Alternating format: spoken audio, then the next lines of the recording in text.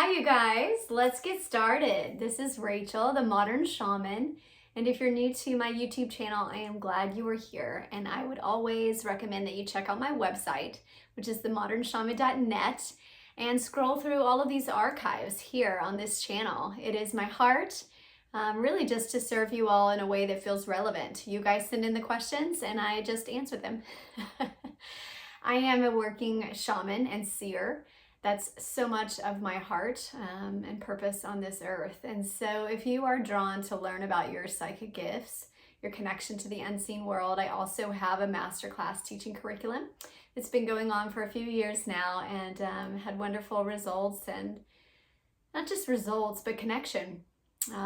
Remembering for those that are truly trying to reawaken all that they know they have inside them. So if that's you and you're interested in learning more of a kind of strategic walkthrough practice with handouts and meditations and guided activities and just one-on-one kind of video direction, that's all available in the masterclass, also on the website. I always encourage you, follow your intuitive leading. If something's knocking kind of on your door and you're like, I really feel like I want to do that, like I've always wanted to do that, follow it. It may not be with me, it may be with someone else, but genuinely follow your intuitive nudging. That is your soul calling out to you. So I pray that you recognize it. And if I can be of service in any of those ways that your heart may be knocking, then I would love to, whether it's one-on-one sessions or teaching in connection in some way. All right, I'm going to read the video for today. The question that came in, it says, "Hi Rachel, thanks so much for all you do. I wanted to ask about my psychic boundaries. Why don't they seem to hold up? I feel like I'm doing it right, but it's not keeping spirits away forever. Am I not protected?" Okay, yeah, this is a great question. And oftentimes when I teach people how to set up psychic boundaries, if they have never had it before, if they are clairsentient especially, or empathic, those that have very little boundary in their auric field, they feel a lot, they sense a lot, they pick up on a lot of non-physical communication, they are absolutely blown away by psychic boundaries. It's life-changing for them, as it was for me. However, if there's ever like confusion, or you feel like, why is this not working the way I want it to work? I help a lot with troubleshooting.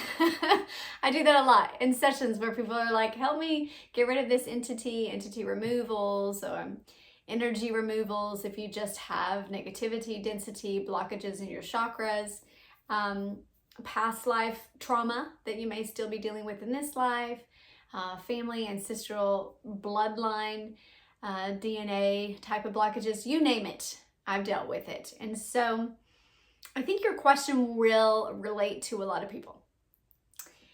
The first thing I want to say about boundaries is that we have to remember that this is not like you are creating a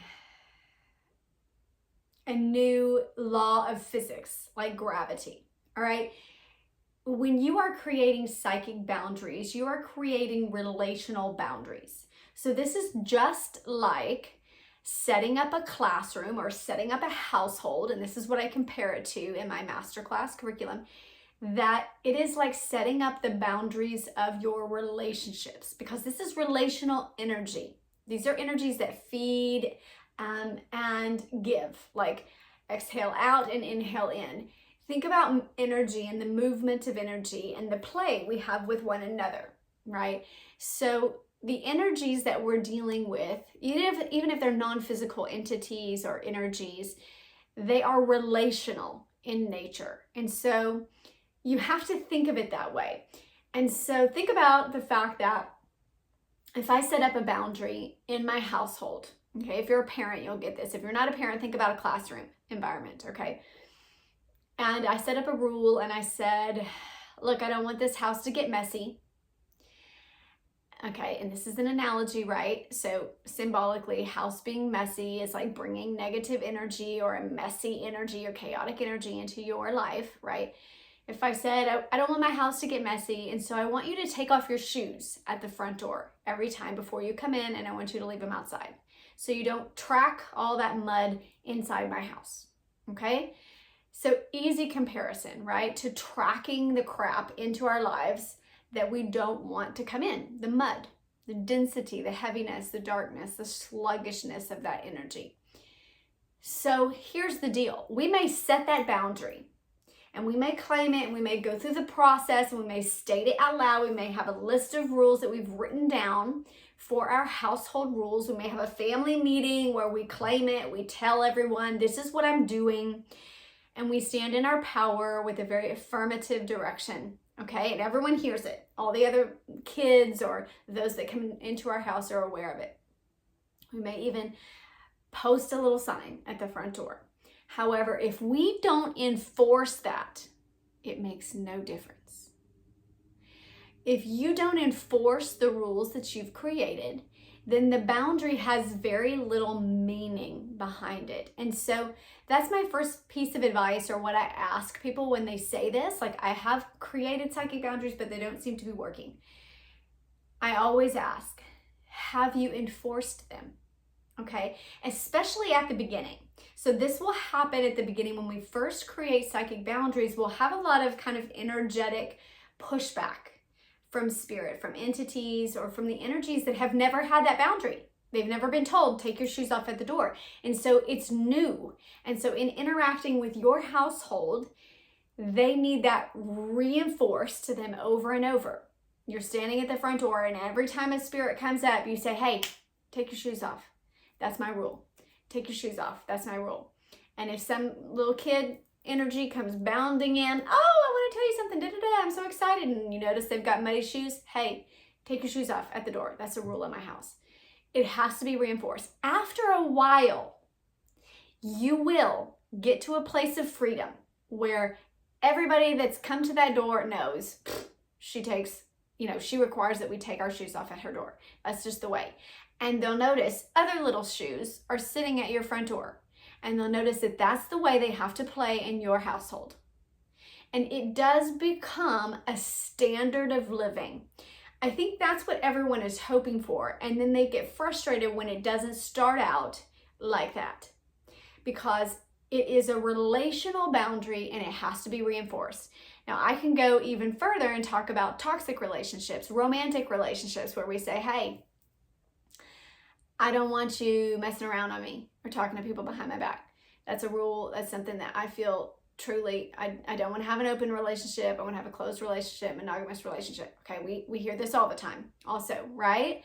Or I see it with clients a lot where they're upfront about that. If you don't enforce that, meaning if you find out there's other people around, they're talking to other people, they're still out there playing the field, they're on the dating websites, whatever, and you say, and you don't vocalize and communicate, hey, that's not all right with me.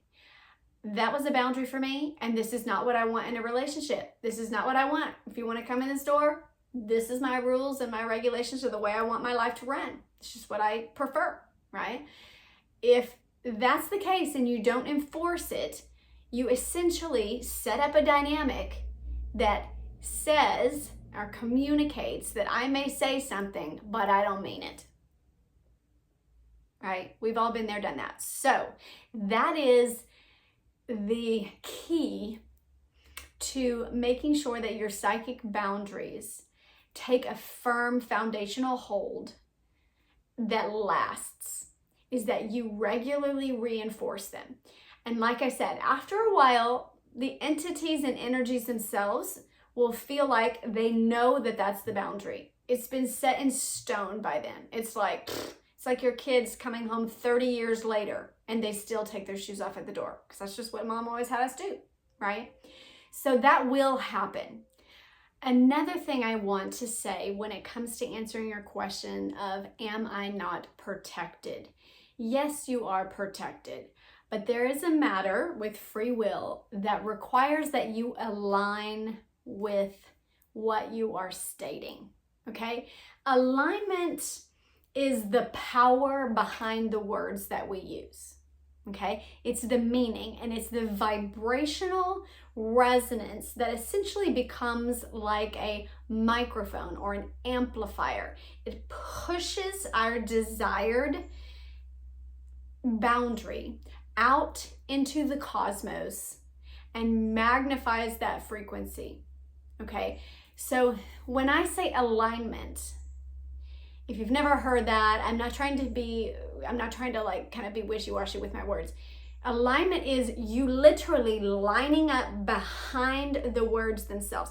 The words are precise in their selection by the meaning that there is behind it, okay?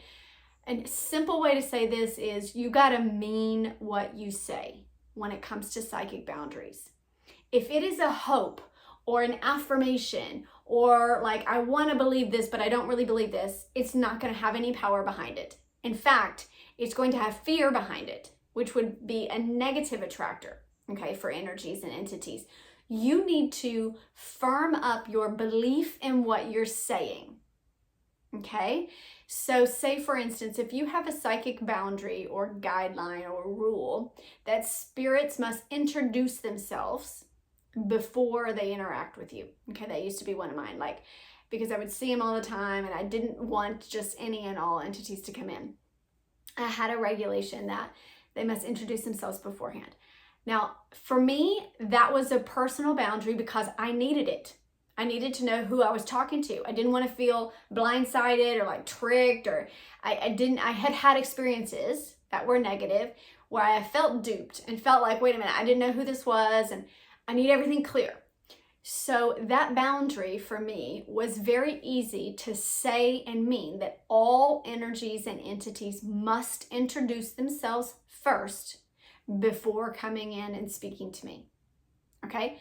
The same thing with my visuals, all right? I didn't mind interacting with spirits. I mean, it's very much what I do, especially with mediumship, working with ancestors, working with light teams and higher selves and guardians and guides from the other side. So I had no problem interacting with them, but I needed some order so it didn't feel overwhelming to me, because empathically I would feel all of this, I would hear it all at once in my clairaudience, and it was like chaotic. It was making me feel like I was going crazy.